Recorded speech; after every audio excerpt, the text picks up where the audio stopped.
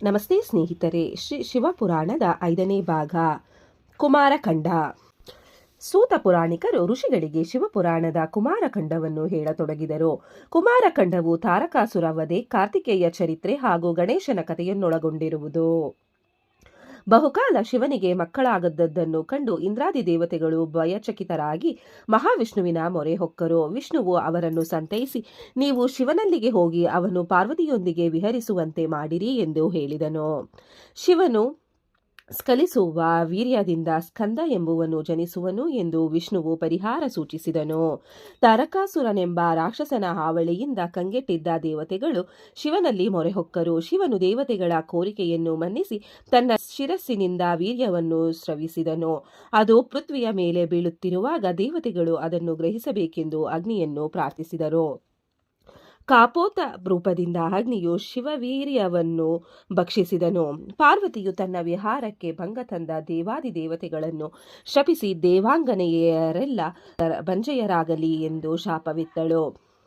ಅಗ್ನಿಗೆ, ನೀನು ಶಿವತತ್ವಗಳನ್ನರಿಯದವನಾಗಿ ಸದಾ ಪೀಡೆಗೊಳಗಾಗಿ ಸರ್ವ ಭಕ್ಷಿಯಾಗೆಂದು ಶಪಿಸಿದಳು. ಬಳಿಕ ಅವಳು ತನ್ನಿಂದ ಗಣಪತಿಯನ್ನು ಉತ್ಪಾದಿಸಿದಳು. ವಿಷ್ಣುವೇ ಮೊದಲ್ಗೊಂಡು ಪಾರ್ವತಿಯ ಶಾಪಕ್ಕೊಳಗಾಗಿ ಅಗ್ನಿಯ ಹೋಮದ್ವಾರದಿಂದ ಅನ್ನಾದಿಗಳನ್ನು ಭುಜಿಸಿದಾಗ ಅವರ ಹೊಟ್ಟೆಯಲ್ಲಿ ಗರ್ಭಪಿಂಡವಾಗತೊಡಗಿ ಬಾಧೆಗೊಳಗಾದರು. ಅವರು ಅಜ್ಞಾನವಶರಾಗಿ ಶಿವನಿಗೆ ಶರಣು ಹೋದರು. ಶಿವನ ಕರುಣೆಯಿಂದ ಎಲ್ಲರೂ ವೀರ್ಯವನ್ನು ಕಕ್ಕುವಂತವರಾಗಿ ಆ ವೀರ್ಯ ಪರ್ವತಾಕಾರವಾಗಿ ಆಕಾಶವನ್ನು ಮುಟ್ಟಿದಂತೆ ಕಂಡಿತ್ತು. ಅಗ್ನಿಗೆ ಉದರ ಬಾಧೆ ಹೆಚ್ಚಾಗಿ ಅವನು ಶಿವನನ್ನು ಪ್ರಾರ್ಥಿಸಿ ಕ್ಷಮೆ ಬೇಡಿದನು. ಆಗ ಶಿವನು, ಅಗ್ನಿಯೇ, ನೀನು ಸ್ವೀಕರಿಸಿದ ವೀರ್ಯವನ್ನು ಯಾವಳಾದರೂ ಸ್ತ್ರೀಯ ಯೋನಿಯಲ್ಲಿ ಸ್ಥಿತಗೊಳಿಸು, ಆಗ ನಿನ್ನ ಬಾಧೆ ಇಲ್ಲವಾಗುವುದು ಎಂದು ಹೇಳಿದನು. ಅಗ್ನಿಯು ಪೇಚಿಗೆ ಸಿಕ್ಕಿ ಕಡೆಗೆ ನಾರದರ ಸಲಹೆಯಂತೆ ಪ್ರಯಾಗಕ್ಕೆ ಬಂದು 6 ಜನ ಋಷಿ ಸ್ತ್ರೀಯರ ರೋಮದ್ವಾರದಿಂದ ಶಿವವೀರ್ಯವು ಅವರ ಶರೀರದಲ್ಲಿ ಪ್ರವೇಶವಾಗುವಂತೆ ಮಾಡಿದನು. ಶಿವವೀರ್ಯ ಪ್ರವೇಶಿಸಿದ 6 ಜನ ಋಷಿ ಸ್ತ್ರೀಯರು ಗರ್ಭವತಿಯರಾದರು. ಇದರಿಂದ ಅವರು ಶಂಕಿಸಲ್ಪಟ್ಟು ತಮ್ಮ ಪತಿಗಳಿಂದ ತ್ಯಜಿಸಲ್ಪಟ್ಟರು. ಅವರೆಲ್ಲ ಅಗ್ನಿದಾಹಕ್ಕೆ ಒಳಗಾದರು. ಅಗ್ನಿಯು 6 ಮಂದಿ ಬ್ರಾಹ್ಮಣ ಪತ್ನಿಯರಲ್ಲಿ ಅನುರಕ್ತನಾದದ್ದನ್ನು ದಕ್ಷನೆಂಬವನು ಗಮನಿಸಿದನು. ಆ 6 ಸ್ತ್ರೀಯರನ್ನು ನದಿಯಲ್ಲಿ ಸ್ನಾನ ಮಾಡುತ್ತಿರುವಾಗ ದಕ್ಷ ಆ ಸ್ತ್ರೀಯರ ರೂಪವನ್ನು ತಾಳಿ ಅಗ್ನಿಯೊಂದಿಗೆ ಬೆರೆತನು. ಇದರ ಫಲವೇ ಸ್ಕಂದನ ಜನನ. ಅವನು 6 ಮುಖ ಉಳ್ಳವನಾದನು. ಈ ಕಥೆಯಲ್ಲಿ ಹಲವು ಪಾಠಾಂತರಗಳಿವೆ. ಮುಖ್ಯವಾಗಿ ಸ್ಕಂದನು ಶಿವನ ಕುಮಾರನೆಂದು ತಿಳಿಯೋಣ. ಈತ ಸ್ವರ್ಗಕ್ಕೆ ಹೋದ ಬಾಲಕನನ್ನು ಒಂದು ಸರೋವರದಲ್ಲಿ ಕೃತಿಕೆ ಎಂಬ 6 ಜನ ಸ್ತ್ರೀಯರು ಹಿಡಿದು ಲಾಲನೆ ಪಾಲನೆಗೆ ಮೊದಲಾದರು. ಆ ಕುಮಾರನನ್ನು ತಮ್ಮ ಲೋಕಕ್ಕೆ ಕರೆದೊಯ್ದು ಒಬ್ಬೊಬ್ಬರು ಒಂದೊಂದು ಮುಖಕ್ಕೆ ಸ್ತನ್ಯಪಾನ ಮಾಡಿಸಿ ಬೆಳೆಸಿದರು. ಶಿವ ಪಾರ್ವತಿಯರು ವಸಿಷ್ಠ ಮುನಿಗಳ ಪ್ರವೇಶದಿಂದಾಗಿ ಅವರು ಹಿಮಾಚಲನನ್ನು ಪ್ರೇರೇಪಿಸಿ ಪಾರ್ವತಿಯು ತಪೋನಿಷ್ಠಳಾಗುವಂತೆ ಮಾಡಿದ ಬಳಿಕ ಮತ್ತೆ ಒಂದಾದರು. ಜಗದಾಂಬೆ ಗಿರಿಜೆಯನ್ನು ಶಂಕರನಿಗೆ ಕೊಟ್ಟು ವಿವಾಹ ಮಾಡಲಾಗಿತ್ತು. ಶಿವ ಪಾರ್ವತಿಯರು ಕುಮಾರನ ಶೋಧಕ್ಕೆ ತೊಡಗಿದರು. ಅವನು ಕೃತಿಕೆಯರ ಪಾಲನೆಯಲ್ಲಿರುವುದು ತಿಳಿದು ಹರ್ಷಿಸಿದರು. ಶಿವನು ತನ್ನ ಗಣಗಳನ್ನು ಕಳಿಸಿ ಕೃತಿಕೆಯಿಂದ ಕುಮಾರನನ್ನು ಕರೆಯಿಸಿದನು. ಕಾರ್ತಿಕೇಯನೆಂದು ಕರೆಯಿಸಿಕೊಂಡಿದ್ದ ಸ್ಕಂದನನ್ನು ಕೈಲಾಸದಲ್ಲಿ ಕಂಡು ಗಿರಿಜ ಶಂಕರರೇ ಆದಿಯಾಗಿ ದೇವತೆಗಳೆಲ್ಲ ಹರ್ಷಿಸಿದರು. ಕೈಲಾಸದಲ್ಲಿ ದೊಡ್ಡ ಮಹೋತ್ಸವವೇ ಜರುಗಿತ್ತು. ಎಲ್ಲೆಲ್ಲೂ ಜಯಕಾರವಾಯಿತು. ಕುಮಾರನಿಗೆ ಅಭಿಷೇಕ ಮಾಡಲು ಎಲ್ಲ ಸಮುದ್ರಗಳಿಂದ ನೀರನ್ನು, ಅಮೃತ ಜಲವನ್ನು ತಂದಿಡಲಾಗಿತ್ತು. ಎಲ್ಲರೂ ಕುಮಾರನಿಗೆ ಅಭಿಷೇಕ ಮಾಡಿ ಸಿಂಗರಿಸಿದರು. ಎಲ್ಲ ದೇವತೆಗಳು ಕುಮಾರನಿಗೆ ತಮ್ಮ ತಮ್ಮ ದಿವ್ಯಾಸ್ತ್ರಗಳನ್ನು ಕೊಟ್ಟರು. ಕಾರ್ತಿಕೇಯನ ವಾಸಕ್ಕಾಗಿ ಮನೋಹರವಾದ ನಗರವನ್ನು, ಸುಂದರ ಮಂದಿರವನ್ನು ನಿರ್ಮಿಸಲಾಯಿತು. ಅಲ್ಲಿಯೇ ಕಾರ್ತಿಕೇಯನು ಇರತೊಡಗಿದನು. ದೇವತೆಗಳೆಲ್ಲರೂ ಯುದ್ಧೋತ್ಸಾಹ ತೊರೆದರು. ಅವರಿಗೆ ಎಂದಿಗೆ ತಾರಕಾಸುರನನ್ನು ಕೊಂದು ಹಾಕುವೆವೋ ಎಂಬ ಕಾತರವಿತ್ತು. ಆಗಲೇ ಆ ಶರೀರವಾಣಿಯು ಅದು ದೇವತೆಗಳೇ, ಕಾರ್ತಿಕೇಯನನ್ನು ಸೇನಾಧಿಪತಿಯಾಗಿ ಮಾಡಿಕೊಂಡು ರಾಕ್ಷಸರೊಡನೆ ಹೋರಾಡಿರಿ, ನಿಮಗೆ ಜಯ ಖಂಡಿತ ಎಂದು ನುಡಿಯಿತು. ಕಾರ್ತಿಕೇಯನನ್ನು ಮುಂದಿರಿಸಿಕೊಂಡು ಪೃಥ್ವಿ ಆಕಾಶಗಳು ಕೂಡಿದ ತಾಣಕ್ಕೆ ಎಲ್ಲ ದೇವ ಸೈನ್ಯವೂ ಬಂದು ನಿಂತಿತ್ತು. ತಾರಕಾಸುರನು ಭಾರೀ ದೊಡ್ಡ ಸೈನ್ಯವನ್ನು ಕಂಡು ದಿಗ್ಭ್ರಾಂತನಾದನು. ಅವನು ಕೂಡಲೇ ದೈತ್ಯವೀರರ ಸಭೆ ಸೇರಿಸಿ ಯುದ್ಧವನ್ನು ಘೋಷಿಸಿದನು. ರಣಕಹಳೆಗಳು ಮೊಳಗಿದವು. ದೇವಾಸುರರ ಹೋರಾಟ ಆರಂಭವಾಯಿತು. ಕುಮಾರನು ದೇವೇಂದ್ರನ ಐರಾವತವನ್ನೇರಿ ಬಂದನು. ಕುಮಾರನು ದೈತ್ಯ ಸಮೂಹವನ್ನು ತನ್ನ ಅಸ್ತ್ರಗಳಿಂದ ಹಿಮ್ಮೆಟ್ಟಿಸತೊಡಗಿದನು. ದೈತ್ಯರು ಕುಮಾರನ ಬಾಣಗಳಿಗೆ ತತ್ತರಿಸಿ ಹೋದರು. ಆ ಬಾಲಕನ ಹೋರಾಟವನ್ನು ನೋಡಲು ಎಲ್ಲರೂ ಕುತೂಹಲಿಗಳಾಗಿದ್ದರು. ಕುಮಾರನು ಶಿವನನ್ನು ಸ್ಮರಿಸುತ್ತಾ ತಾರಕಾಸುರನೊಡನೆ ಯುದ್ಧಕ್ಕಿಳಿದನು.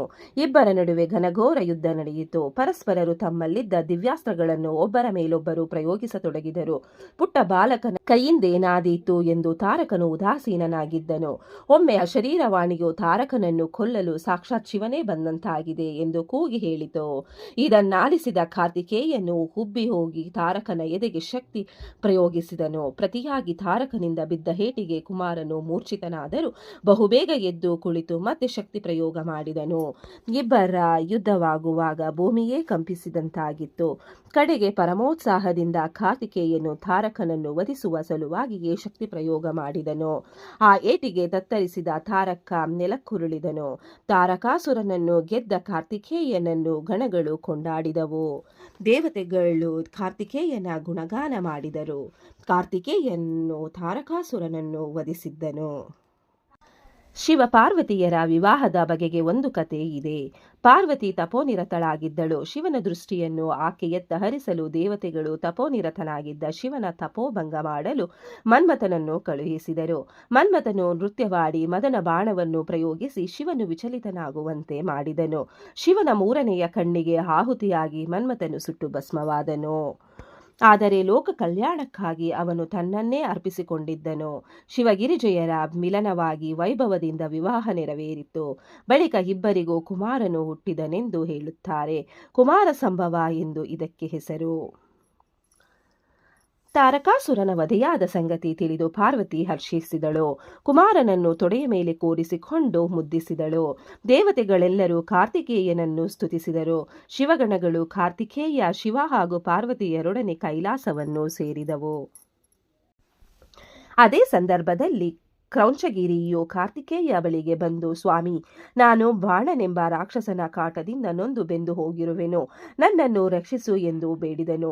ಕಾರ್ತಿಕೇಯನು ಅವನನ್ನು ಸಮಾಧಾನಪಡಿಸಿ ಅಭಯ ನೀಡಿ ಶಿವನನ್ನು ಸ್ಮರಿಸಿ ತಾನು ಕುಳಿತಲ್ಲಿಂದಲೇ ಬಾಣ ಪ್ರಯೋಗ ಮಾಡಿದನು.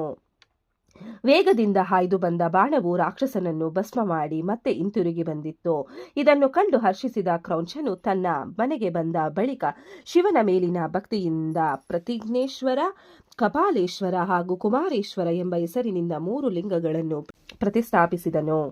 ಸಿದ್ಧಿದಾಯಕವಾದ ಈ ಲಿಂಗಗಳು ಪೂಜಾರ್ಹವಾಗಿ ಹೆಸರಾದವು. ಕೆಲ ದಿನಗಳಲ್ಲೇ ಕುಮಾರನು ದೇವತೆಗಳಿಗೆ ಕಂಟಕಪ್ರಾಯನಾಗಿದ್ದ ಪ್ರಲಂಬಾಸುರನನ್ನು ಸಂಹರಿಸಿ ಎಲ್ಲರಿಗೂ ಹರ್ಷವನ್ನುಂಟು ಮಾಡಿದನು. ವಿಷ್ಣುವೇ ಮೊದಲ್ಗೊಂಡು ಎಲ್ಲರೂ ಕುಮಾರನನ್ನು ಸ್ತುತಿಸಿದರು, ಶಿವಸ್ತುತಿ ಮಾಡಿದರು. ಶಿವನು ಮಗನನ್ನು ಆದರಿಸಿದನು. ಶಿವ ಮಂದಿರದಲ್ಲಿ ದೊಡ್ಡ ಉತ್ಸವ ನಡೆಯಿತು. ಶಿವನು ಎಲ್ಲರನ್ನು ಉದ್ದೇಶಿಸಿ ಮಾತನಾಡಿ, ನಾನೇ ಸೃಷ್ಟಿ, ಸ್ಥಿತಿ ಹಾಗೂ ಲಯಕರ್ತನು. ನೀವು ಸಂಕಟಕ್ಕೊಳಗಾದಾಗ ನನ್ನನ್ನು ಸ್ಮರಿಸಿರಿ, ನಾನು ನಿಮ್ಮೆಲ್ಲರಿಗೂ ಸುಖವನ್ನುಂಟು ಮಾಡುತ್ತೇನೆ ಎಂದು ಹೇಳಿದನು. ಕಾರ್ತಿಕೇಯನು ತಂದೆ ತಾಯಿಯರೊಡನೆ ಕೈಲಾಸದಲ್ಲಿ ವಾಸಿಸತೊಡಗಿದನು. ಸೂತ ಪುರಾಣಿಕರು ಬಳಿಕ ಋಷಿಗಳಿಗೆ ಗಣೇಶನ ಚರಿತ್ರೆಯನ್ನು ಹೇಳತೊಡಗಿದರು. ಅದಾಗ ತಾನೇ ಶಿವಪಾರ್ವತಿಯರ ವಿವಾಹ ಜರುಗಿ ಇಬ್ಬರು ಕೈಲಾಸದಲ್ಲಿ ಇದ್ದರು. ಕೆಲ ದಿನಗಳು ಕಳೆದವು. ಒಮ್ಮೆ ನಂದಿಯು ಶಿವನ ಮನೆ ಬಾಗಿಲು ಕಾಯುತ್ತಾ ನಿಂತಿದ್ದನು. ಪಾರ್ವತಿಯು ಒಳಗೆ ಸ್ನಾನ ಮಾಡುತ್ತಿದ್ದಳು. ಅದೇ ಸಮಯಕ್ಕೆ ಶಿವನು ಮನೆಗೆ ಬಂದು ಒಳಗೆ ಹೋಗ ನೋಡಿದನು. ಆದರೆ ನಂದಿಯು ಶಿವನನ್ನು ತಡೆದನು. ಶಿವ ನಂದಿಯ ಮಾತು ಕೇಳದೆ ಒಳಗೆ ಹೋಗಿಯೇ ಬಿಟ್ಟನು. ಆಗ ತಾನೇ ಸ್ನಾನ ಮುಗಿಸಿ ಪಾರ್ವತಿಯು ವಸ್ತ್ರ ಧರಿಸಿಕೊಳ್ಳುತ್ತಿದ್ದಳು. ಶಿವನ ಪ್ರವೇಶದಿಂದಾಗಿ ಲಜ್ಜಿತಳಾದಳು. ಆಗ ಅವಳಿಗೆ ನಂದಿಯು ಬಾಗಿಲು ಕಾಯುವ ಕೆಲಸವನ್ನು ದಕ್ಷತೆಯಿಂದ ಮಾಡಲಿಲ್ಲ ಎಂಬುದರ ಅರಿವಾಯಿತು. ಮರುದಿನವೇ ಪಾರ್ವತಿಯು ತನ್ನ ಮೈಮೇಲಿನ ಮೃತ್ತಿಕೆಯಿಂದ ಒಬ್ಬ ಬಾಲಕನನ್ನು ಸೃಷ್ಟಿಸಿ ದ್ವಾರ ರಕ್ಷಣೆಗೆ ಕೋರಿಸಿ, ನೀನು ನನ್ನ ಮಗ, ನನ್ನ ಅಪ್ಪಣೆ ಇಲ್ಲದೆ ಯಾರನ್ನೂ ಒಳಗೆ ಬಿಡಬೇಡ ಎಂದು ಕಟ್ಟಪ್ಪಣೆ ಮಾಡಿದಳು. ಕೆಲ ಸಮಯದಲ್ಲೇ ಶಿವನ ಅಲ್ಲಿಗೆ ಬಂದನು. ದ್ವಾರ ರಕ್ಷಕನು ಒಳಗೆ ಹೋಗಬೇಡಿ ಎಂದು ಹೇಳುತ್ತಿದ್ದರೂ ಕೇಳದೆ ಶಿವನು ಒಳ ಹೋಗಲು ಯತ್ನಿಸುತ್ತಿದ್ದುದನ್ನು ಕಂಡು ತನ್ನಲ್ಲಿದ್ದ ದಂಡದಿಂದ ಶಿವನಿಗೆ ಬಾರಿಸಿದನು. ಇದರಿಂದ ಸಿಟ್ಟಿಗೆದ್ದ ಶಿವನು ತನ್ನ ಗಣಗಳನ್ನು ಕರೆದು ಆ ಬಾಲಕನನ್ನು ಬಂಧಿಸಲು ಆಜ್ಞೆ ಮಾಡಿದಳು. ಬಳಿಕ ಆ ಬಾಲಕನು ನನ್ನು ಹೊರದಬ್ಬಲು ಹೇಳಿದನು. ಆದರೆ ಆ ಬಾಲಕ ಕೇಳಲಿಲ್ಲ. ಅವನು ನಮ್ಮಂತೆಯೇ ಶಿವಗಣದವನಿರಬೇಕು ಎಂದು ಗಣಗಳು ಒತ್ತಾಯಿಸದೆ ಶಿವನಿಗೆ ವಿಷಯ ತಿಳಿಸಿದರು. ಮತ್ತೊಮ್ಮೆ ಪ್ರಯತ್ನಿಸಲು ಶಿವನು ಆಜ್ಞೆ ಮಾಡಿದನು. ಹಾಗೂ ಬಾಲಕ ಒಪ್ಪದೆ, ನಾನು ಪಾರ್ವತಿಯ ಪುತ್ರ, ತಾಯಿಯ ಆಜ್ಞೆ ಮೀರಲಾರೆ ಎಂದನು. ಕಡೆಗೆ ಶಿವನು ಗಣಗಳಿಗೆ ಬಾಲಕನೊಂದಿಗೆ ಯುದ್ಧ ಮಾಡಲು ಹೇಳಿದನು. ಈ ಸಂಗತಿ ಪಾರ್ವತಿಗೆ ತಿಳಿದು ಆಕೆ ಬಾಲಕನಿಗೆ ದ್ವಾರವನ್ನು ಚೆನ್ನಾಗಿ ರಕ್ಷಿಸೆಂದು ಸೇವಕಿಯರ ಮೂಲಕ ಹೇಳಿ ಕಳುಹಿಸಿದಳು. ಬಾಲಕನಿಗೆ ಉತ್ಸಾಹ ಉಂಟಾಗಿ ಗಣಗಳೊಡನೆ ಯುದ್ಧಕ್ಕೆ ನಿಂತನು. ಅವನ ಬಳಿ ಇದ್ದದ್ದೆಲ್ಲ ದಂಡ ಒಂದೇ. ಅದೇ ಅಸ್ತ್ರ. ಬಾಲಕ ದ್ವಾರ ಬಿಟ್ಟು ಕದಲದೆ ಗಣಗಳೊಡನೆ ಯುದ್ಧ ಮಾಡಿ ಅವರೆಲ್ಲರೂ ಹಿಮ್ಮೆಟ್ಟುವಂತೆ ಮಾಡಿದನು. ವಿಷಯ ತಿಳಿದ ಶಿವನು ಕ್ರೋಧದಿಂದ ಇಂದ್ರಾದಿ ದೇವತೆಗಳು ಆ ಬಾಲಕನೊಡನೆ ಯುದ್ಧ ಮಾಡಬೇಕೆಂದು ಆಜ್ಞೆ ಮಾಡಿದನು. ದೇವಾದಿ ದೇವತೆಗಳು ಆ ಪುಟ್ಟ ಬಾಲಕನೊಡನೆ ಯುದ್ಧ ಮಾಡಿ ಸೋತು ಹೋದರು. ಯುದ್ಧದಲ್ಲಿ ದೇವತೆಗಳು ಪರಾಭವ ಹೊಂದಿದ್ದನ್ನು ಕೇಳಿ ರುದ್ರನು ಬಲು ಸಿಟ್ಟಾಗಿ ತಾನೇ ಅವನ ಮೇಲೆ ಯುದ್ಧ ಮಾಡಲುದ್ಯುಕ್ತನಾದನು. ಶಿವನಾದರೂ ಬಾಲಕನನ್ನೆದುರಿಸಲು ಅಸಮರ್ಥನಾಗಿ ಹೋದನು. ವಿಷ್ಣುವು ಬಾಲಕನ ದಂಡಕದಿಂದ ಏಟು ತಿನ್ನಬೇಕಾಯಿತು. ಶಿವನ ತ್ರಿಶೂಲ ಪೀನಕಗಳು ವ್ಯರ್ಥವಾಗಿ ಹೋದವು. ವಿಷ್ಣುವು ಬಾಲಕನ ಪೆಟ್ಟಿಗೆ ಬಗ್ಗದೆ ಚಕ್ರವನ್ನು ಪ್ರಯೋಗಿಸಿ ದಂಡಕವನ್ನು ಚೂರಾಗಿಸಿದನು. ಮುರಿದ ದಂಡಕದಿಂದಲೇ ಬಾಲಕನು ವಿಷ್ಣುವನ್ನು ಎದುರಿಸಿದನು. ವಿಷ್ಣು ಹಾಗೂ ಪಾರ್ವತಿ ಪುತ್ರರ ಯುದ್ಧ ಬಹುಕಾಲ ನಡೆಯಿತು. ಕಡೆಗೆ ಮಹಾಕೋಪದಿಂದ ಶಿವನು ತ್ರಿಶೂಲವನ್ನೆತ್ತಿ ಅದರಿಂದ ಬಾಲಕನ ತಲೆಯನ್ನು ಕತ್ತರಿಸಿ ಹಾಕಿದನು. ಸನಿಹದಲ್ಲಿದ್ದ ನಾರದರು ಪಾರ್ವತಿಗೆ ವಿಷಯ ತಿಳಿಸಿದರು. ಬಾಲಕನ ಮರಣ ತಿಳಿದ ಪಾರ್ವತಿ ದುಃಖತಪ್ತಳಾದಳು. ಆಕೆ ಗಣಗಳನ್ನು ನಾಶಗೊಳಿಸಲು ಸಂಕಲ್ಪಿಸಿ 100 ಶಕ್ತಿಗಳನ್ನು ಸೃಷ್ಟಿಸಿ ದೇವಸೇನೆಯನ್ನು ಮುತ್ತಿಕ್ಕಿ ನಾಶ ಮಾಡಿರಿ ಎಂದು ಆಜ್ಞಾಪಿಸಿದಳು. ಒಂದು ಪ್ರಳಯವೇ ಉಂಟಾದಂತಾಯಿತು. ಗಿರಿಜೆಯನ್ನು ಪ್ರಸನ್ನಳಾಗಿಸಲು ದೇವತೆಗಳು ಮುಂದಾದರು. ಋಷಿಮುನಿಗಳು ಬಂದು ದೇವಿಯನ್ನು ಸ್ತುತಿಸಿ ಶಾಂತಿ ಉಂಟು ಮಾಡಲು ಕೋರಿದರು. ಆಗ ಪಾರ್ವತಿಯು ಶಾಂತಳಾಗಿ, ದೇವತೆಗಳೇ, ನನ್ನ ಮಗನ ಪ್ರಾಣ ಹೋಗಿದೆ. ಅವನು ಮತ್ತೆ ಸಜೀವನಾಗಬೇಕು. ನಿಮ್ಮಿಂದ ಪೂಜೆಗೊಳ್ಳಬೇಕು. ಇದಾದರೆ ಮಾತ್ರ ಶಾಂತಿ ಎಂದು ಹೇಳಿದಳು. ಬಳಿಕ ಶಿವನಾಜ್ಞೆಯಂತೆ ದೇವತೆಗಳು ಉತ್ತರ ದಿಕ್ಕಿಗೆ ಹೋಗಿ ತಾವು ಮೊದಲು ಸಂಧಿಸಿದ್ದ ಏಕದಂತವುಳ್ಳ ಆನೆಯ ಶಿರಸ್ಸನ್ನು ತಂದು ಬಾಲಕನ ಮುಂಡಕ್ಕೆ ಹೊಂದಿಸಿದರು. ಬಳಿಕ ಅವನನ್ನು ಶುಚಿಗೊಳಿಸಿ ಪೂಜಿಸಿದರು. ವಿಷ್ಣುವು ಬಾಲಕನ ಮೇಲೆ ಮಂತ್ರದ ಜಲವನ್ನು ಪ್ರೋಕ್ಷಿಸಿದೊಡನೆ ಬಾಲಕನು ಸಜೀವಿಯಾದನು. ಅವನನ್ನು ಗಣೇಶ ಗಜಮುಖ ಎಂದು ಕರೆದರು. ತನ್ನ ಮಗ ಮತ್ತೆ ಬದುಕಿದುದನ್ನು ಕಂಡು ಪಾರ್ವತಿಯು ಹರ್ಷಿಸಿದಳು. ಶಿವನು ಗಣೇಶನ ಮೈಮೇಲೆ ಕೈಯಾಡಿಸಿ ಅವನನ್ನು ತನ್ನ ಮಗನಾಗಿ ಸ್ವೀಕರಿಸಿ, ನೀನು ಎಲ್ಲರಿಗೂ ಗಣನಾಥನಾಗಿರುವೆ ಎಂದು ತನ್ನ ಅಪರಾಧಕ್ಕಾಗಿ ಕ್ಷಮೆ ಬೇಡಿದನು. ಪಾರ್ವತಿಯು, ಗಣೇಶ, ನಿನಗೆ ಅಷ್ಟಸಿದ್ಧಿಗಳು ಲಭಿಸಲಿ, ನಿನ್ನನ್ನು ಭಕ್ತಿಯಿಂದ ಪೂಜಿಸುವವರ ವಿಘ್ನಗಳೆಲ್ಲ ದೂರವಾಗಲಿ ಎಂದು ವರವನ್ನು ನೀಡಿದಳು. ದೇವತೆಗಳು ಗಣೇಶನ ಮೇಲೆ ಹೂಮಳೆಗರೆದರು. ಎಲ್ಲರೂ ಗಣೇಶನನ್ನು ಸ್ತುತಿಸಿದರು. ಬಳಿಕ ವಿಷ್ಣುವು ವೈಕುಂಠಕ್ಕೆ ಹೋದನು. ಗಣೇಶನು ದಿನದಿನಕ್ಕೆ ಬೆಳೆಯತೊಡಗಿದನು. ತಂದೆ ತಾಯಿಯರಿಗೆ ಮಕ್ಕಳ ವಿವಾಹದ್ದೇ ಚಿಂತೆಯಾಯಿತು. ಕಾರ್ತಿಕೇಯ, ಗಣೇಶ ಇಬ್ಬರು ತನ್ನ ಮದುವೆ ಮೊದಲಾಗಬೇಕು ಎಂದು ಹಠ ಹಿಡಿದರು. ಶಿವಪಾರ್ವತಿಯರು ಚಕಿತರಾಗಿ ಈ ಸಂದಿಗ್ಧದಿಂದ ಪಾರಾಗಲು ಇಬ್ಬರನ್ನು ಹತ್ತಿರ ಕರೆದು, ನಿಮ್ಮಿಬ್ಬರಲ್ಲಿ ಯಾರು ಭೂಪ್ರದಕ್ಷಿಣೆಯನ್ನು ಮೊದಲು ಮುಗಿಸಿ ಬರುವಿರೋ ಅವರ ವಿವಾಹವನ್ನು ಮೊದಲು ಮಾಡುತ್ತೇವೆ ಎಂದು ಹೇಳಿದರು. ಇಬ್ಬರು ಅದಕ್ಕೆ ಸಮ್ಮತಿಸಿದರು. ಕಾರ್ತಿಕೇಯನು ತನ್ನ ವಾಹನ ನವಿಲನ್ನೇರಿ ಭೂಪ್ರದಕ್ಷಿಣೆಗೆ ಹೋದನು. ಆದರೆ ಗಣೇಶ ತನ್ನ ತಾಯಿ ಪಾರ್ವತಿ ದೇವಿಯನ್ನು ಒಂದು ಸುತ್ತು ಸುತ್ತಿ ಬಂದು ಕುಳಿತನು. ಭೂಪ್ರದಕ್ಷಿಣೆ ಮುಗಿಸಿಕೊಂಡು ಬಂದ ಕಾರ್ತಿಕೇಯ, ತಾನು ಮೊದಲು ಪ್ರದಕ್ಷಿಣೆ ಮುಗಿಸಿ ಬಂದಿರುವೆ, ನನಗೆ ಮೊದಲು ಮದುವೆ ಮಾಡಿ ಎಂದು ಕೇಳಿಕೊಂಡನು. ಆಗ ಪಾರ್ವತಿ, ಗಣೇಶ, ನೀನೇನು ಹೇಳುವೆ ಎಂದು ಕೇಳಿದಳು. ಆಗ ಗಣೇಶನು, ನನ್ನ ತಾಯಿ ಪೃಥ್ವಿ ಅಂದರೆ ಭೂಮಿಗಿಂತಲೂ ಶ್ರೇಷ್ಠಳು. ಅವಳನ್ನು ನಾನು ಪ್ರದಕ್ಷಿಣೆ ಮಾಡಿ ಕುಳಿತಿದ್ದೇನೆ. ಆದುದರಿಂದಲೇ ನಾನೇ ಮೊದಲು ಪ್ರದಕ್ಷಿಣೆ ಮಾಡಿದಂತಾಯಿತು ಎಂದನು. ಶಿವಪಾರ್ವತಿಯರಿಬ್ಬರು ಗಣೇಶನ ಬುದ್ಧಿವಂತಿಕೆಯ ಮಾತಿಗೆ ಒಪ್ಪಿದರು. ವಿಶ್ವರೂಪ ಪ್ರಜಾಪತಿಯ ಹೆಣ್ಣು ಮಕ್ಕಳಾದ ಸಿದ್ಧಿ ಮತ್ತು ಬುದ್ಧಿ ಇವರಿಬ್ಬರನ್ನು ಗಣಪತಿಗೆ ವಧುಗಳನ್ನಾಗಿ ನಿಶ್ಚಯಿಸಿ ಶುಭ ಮುಹೂರ್ತದಲ್ಲಿ ಲಗ್ನ ಮಾಡಲಾಯಿತು. ಮುಂದೆ ಅವರಿಬ್ಬರಲ್ಲಿ ಗಣೇಶನಿಗೆ ಕ್ಷೇಮ ಹಾಗೂ ಲಾಭ ಎಂಬ ಮಕ್ಕಳು ಹುಟ್ಟಿದರು. ಗಣೇಶನ ವಿವಾಹದ ವಾರ್ತೆ ತಿಳಿದ ಕಾರ್ತಿಕೇಯನು ತನ್ನ ತಂದೆ ತಾಯಿಯರಿಗೆ ಗಣೇಶನ ಮೇಲೆ ಹೆಚ್ಚಿನ ಪ್ರೀತಿ ಇದೆ ಎಂದು ಭಾವಿಸಿ ವಿರಕ್ತನಾಗಿ ಕ್ರೌಚಂಗಿರಿಗೆ ಹೋಗಿ ತಪಸ್ಸಿಗೆ ಕುಳಿತನು.